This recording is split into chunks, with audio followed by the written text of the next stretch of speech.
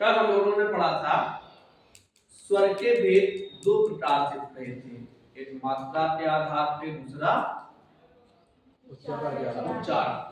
आज हम लोग दिव्या के आधार पे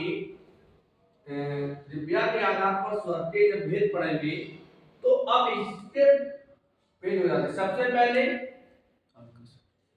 उत्थापित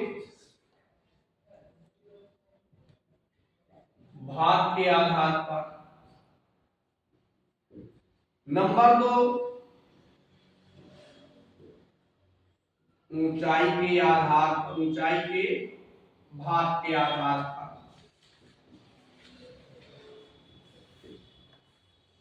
तो हालांकि एक और है तो उस पर चर्चा नहीं चलेंगे, शिथिल और कठोर।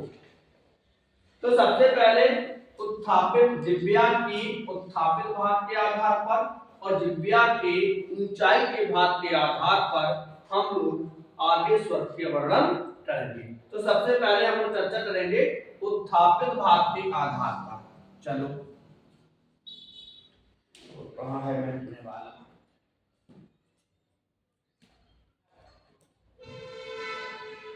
तो हेडिंग क्या होगी? दिव्या के उत्थापित भाग के आधार पर स्वर के भेद।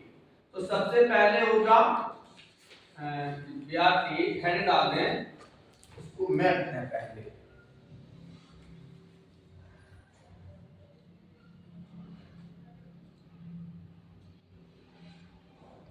दिव्या के उत्थापित भाग के आधार पर स्वर के भेद कितने होते हैं? तीन होते हैं। कितने होते हैं? तीन होते हैं। कौन कौन से होते हैं? सबसे पहले होता है अग्रस्वर,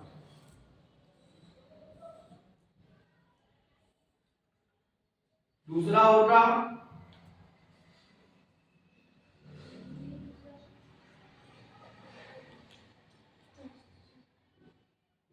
पश्च स्वर और तीसरा होगा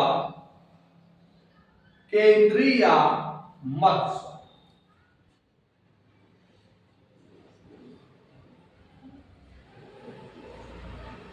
केंद्रीय मध्य स्वर तीन प्रकार के हुए। कौन कौन से? आद्य स्वर, पश्च स्वर, केंद्रीय और मध्य स्वर। तो आद्य स्वर में जो जीभ के आगे भाग से बोली जाती है, देखियो ए जी, हाँ। तो यहां हम कर सकते हैं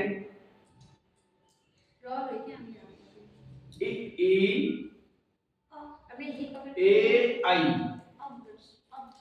ये आद्य स्वर है, जीभ के आगे भाग से बोले।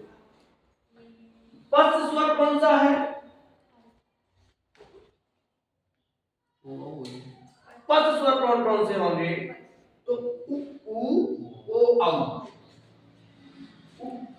उ ओ औ। अब कौन सा रह गया? केंद्रीय या मध्य स्वर। ये अधिकतर पूछा है और ये है आपका छोटा आ। अब प्रश्न आ जाए कि केंद्रीय स्वर है तो कौन सा है? आ। मध्य स्वर है आ। अगर प्रश्न आ जाए ए है आद्य स्वर, पश्च स्वर, मध्य स्वर या इनमें से कोई नहीं, तो आद्य स्वर। आई आ जाए, आई तब भी आद्य स्वर। ओ आ जाए तो पश्च स्वर। तो दिव्या के उत्थापित भाग के आधार पर स्वर के कितने भेद होते हैं? तीन भेद होते हैं। कौन कौन से होते हैं? आद्य स्वर, पश्च स्वर, केंद्रीय या मध्य स्वर। ये चीजें ध्यान रखना। सबसे ज्यादा पूछा जाने वाला, हमेशा पूछा जाता है, अधिकतर पूछा जाता है।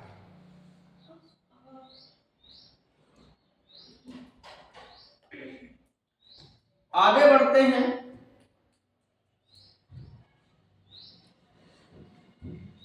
तो ये समझना क्या, जिब्या की ऊंचाई के भाग, जिब्या की ऊंचाई की भाग के आधार पर कितने प्रकार के होते हैं, 4। कितने होते हैं, 4। कौन कौन से होते हैं? तो सबसे पहले आता है, बहुत मोस्ट है, नंबर 1 विव्रत, नंबर 2 अर्ध विव्रत,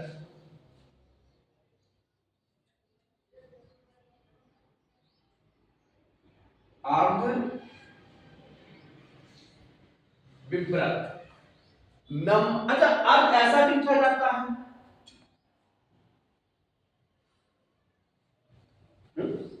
अर्ध विव्रत। नंबर 3 बोलो, सम्रत।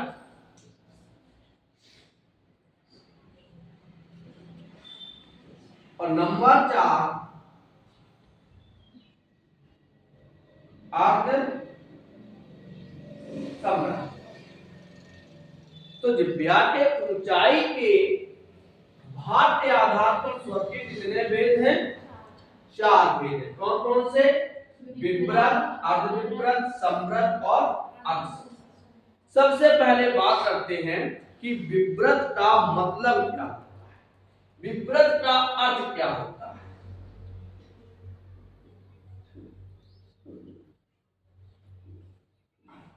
विव्रत का अर्थ होता है खुलना, खुला हुआ, यानी जिनके उच्चारण में मुंह पूरी तरीके से खुले। देहाती भाषा में कह सकते हैं मोर डिब्बासु को बिछाए, डिब्बासु को बिछाए। तो विव्रत में कौन कौन से होते हैं, एक ही होता है। कौन सा ऐसा स्वर है जिसके उच्चारण में मुंह पूरी तरीके से खुलता है, आ। कौन सा, आ। तो विव्रत क्या हो गया, बड़ा आ। अब आ खुला। तो जिन स्वरों के उच्चारण में मुंह पूरी तरीके से खुले उसे हम विव्रत कहते हैं, उसे क्या कहते हैं, विव्रत। क्योंकि इनके उच्चारण में मुंह को खुलना चाहिए। विव्रत का अर्थ होता है खुला। तो आ कैसा स्वर है, इसके आधार पर, जिब्या के ऊंचाई के आधार पर ये विव्रत। फिर आता है अर्ध विव्रत।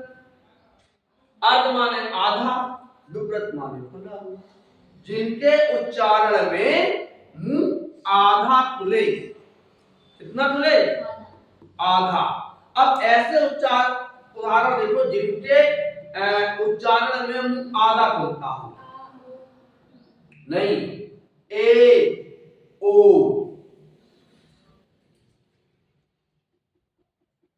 ए, ओ, देखो आधा खुला कि नहीं खुला,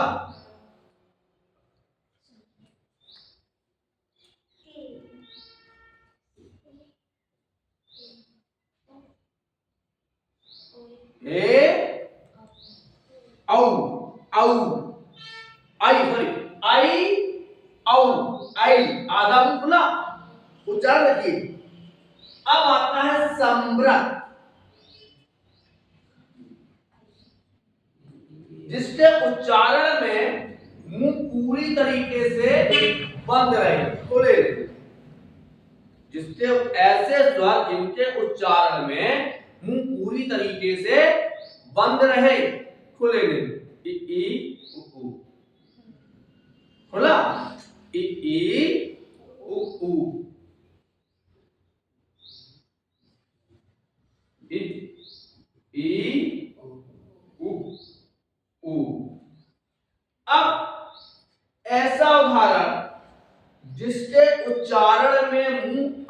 आधा खुले आध समृत। कितना खुले? आधा खुले। ऐसे कौन से स्वर हैं जिनमें मुंह आधा खुलता है? देखो पहले समझ लीजिए, आ नहीं है, क्या है? आ, आई, औ, मुंह खुला। इ, उ, मुंह कैसा रहा? बंद रहा। अब कौन बचा? ए, ओ,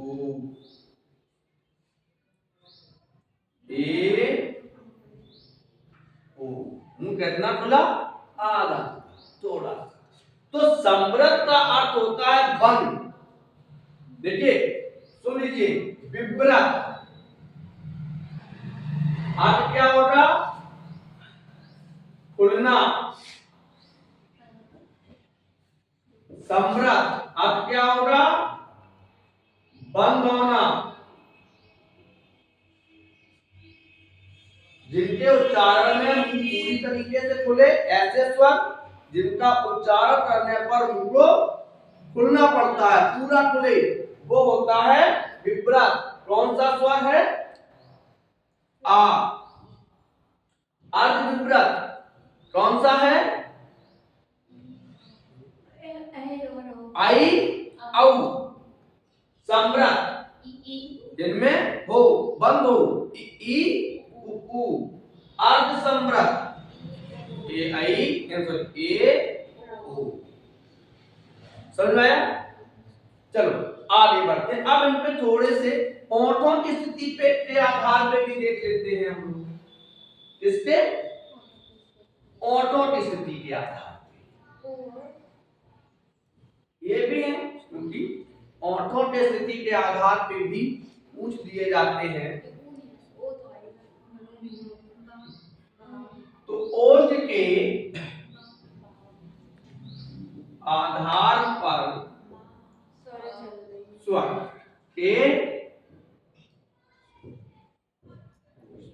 भी ओठों के आधार पर कितने होते हैं? तो 3 होते हैं। कितने होते हैं? कौन कौन से 3 होते हैं ये बताओ हमें।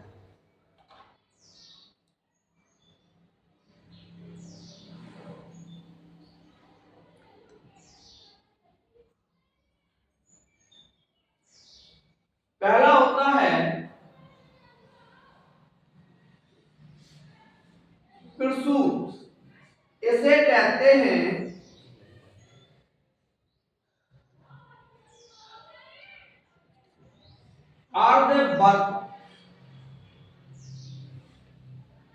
अर्धवर्तुल।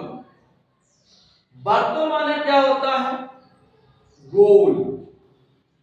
वर्तुल माने गोल। अर्ध माने आधे। इसे हम सहज भी कहते हैं।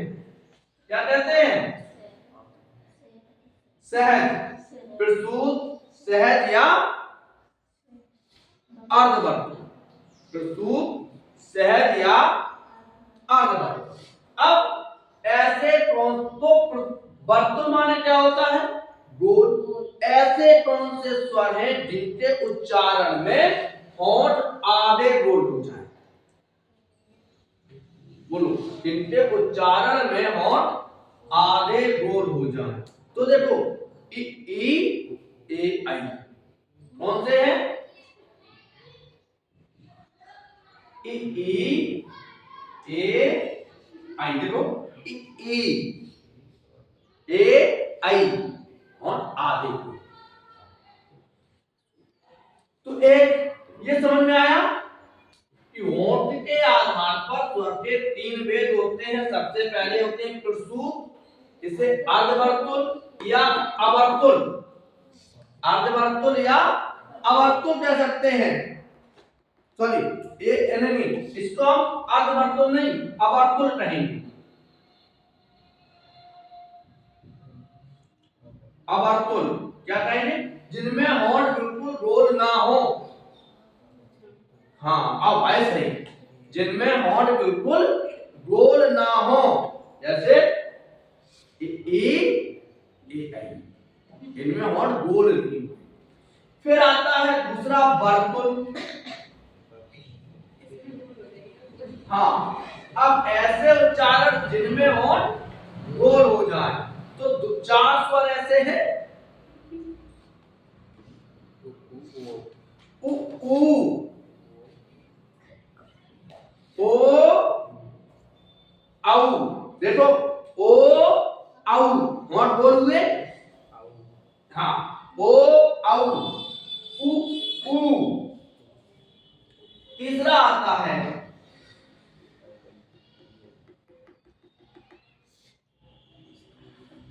आर्ध वर्तुल, जिनमें होंठ आधे गोल हो। अब ऐसा कौन सा है जिनमें होंठ आधा गोल होता है? अ।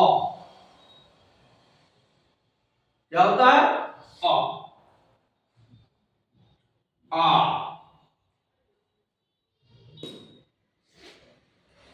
अब इसको एक एक समझ लीजिए, इसको एक एक समझ। अच्छा,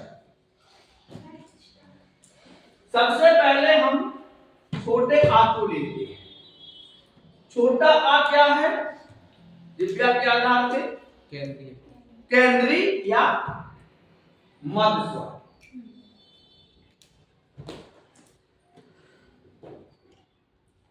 केंद्रीय स्वर। बड़ा आ का क्या है? बड़ा आ। तो सबसे पहले बड़े आ में पूरा मुख खुलता है आ, तो क्या हो गया? एक तो विव्रत हो गया, एक क्या हो गया? विव्रत हो गया।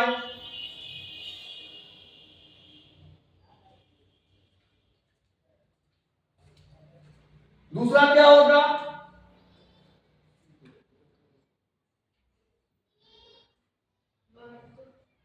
पश्च हो गया। क्या हो गया? पश्च। और चौथा है अर्धवर्तुल। अर्धवर्तुल।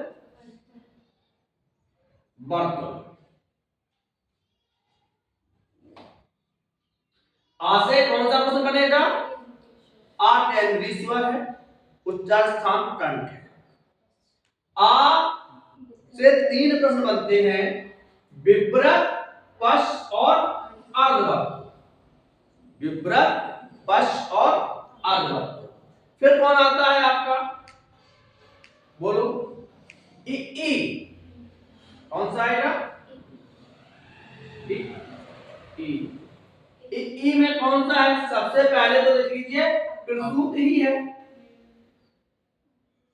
या सहज। दूसरा दिव्या के अग्रभाग से। हाँ, तो किस पे होगा? क्या होगा? दिव्या के अग्रभाग पर क्या होगा? तो ये अर्ध स्वर होगा। क्या होगा? अर्ध स्वर।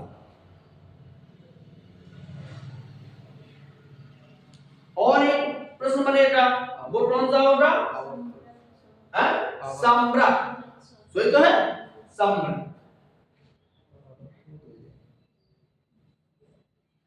अब क्या बचा? उ आवर्तन नहीं होगी। अरे हो तो क्या, सहज या प्रसूत या आवर्तन? प्रसूत, प्रसूत को ही आवर्तन कहते हैं और सहज कहते हैं। तो लिख दिया प्रसूत, अर्धस्वर और सम्रक। अब कौन सा आता है? उ देख लेते हैं। उ उ तो पहले तो ये प्रसूत है, नहीं, ये है वर्तुल। दूसरा क्या होगा? वर्तुल के बाद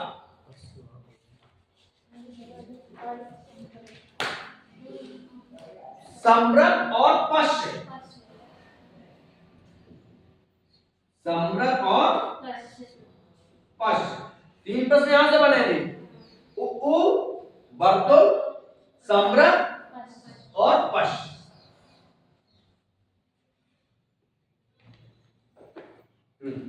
फिर आता है ओ औ। ओ औ पे कौन सा बनेगा? सबसे पहले ओ औ क्या है? वर्तुल है। फिर क्या होगा? ये भी पश्च है, हैं? पश्च हो गया। अब क्या होगा? पश्च के बाद अर्धभाग से बोला जाएगा, हैं? अर्धविव्रत है। कैसा है? अर्धविव्रत। अर्धविव्रत। अब ये ओ औ जिब्या के अग्रभाग से है या पश्च भाग से है? पश्च भाग से है, कौन से है? पश्च भाग से, पश्च भाग।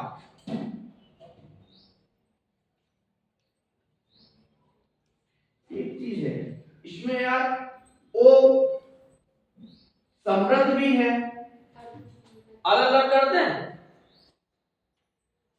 देखो ऐसा बनेगा। फिर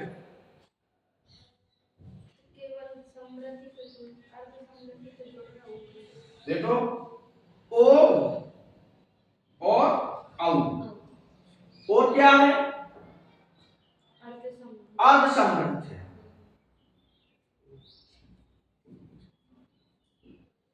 इसके बाद ओ क्या है? वर्तुल है। और क्या है? पश्च स्वर है।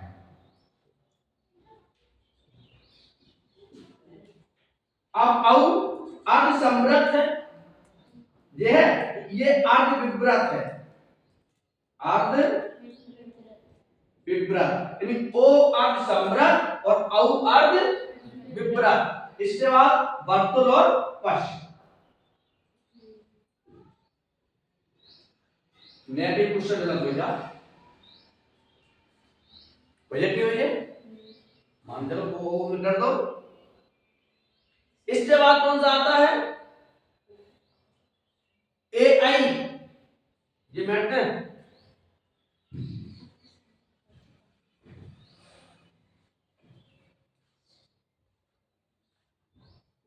ए आई। ए क्या होगा?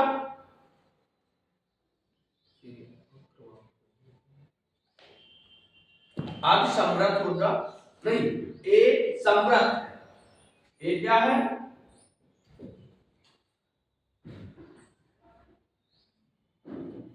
ए समृद्ध। इसके बाद क्या होगा?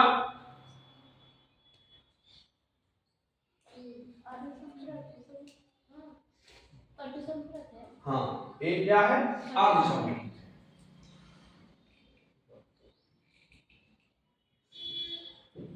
और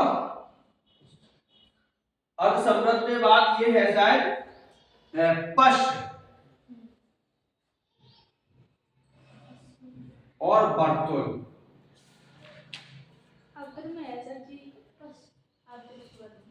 आई देखो, आई होगा आखिर में। अच्छा हाँ, ये अर्थ है, सॉरी। आगे आई में क्या है? समृद्ध है, अर्ध विव्रत।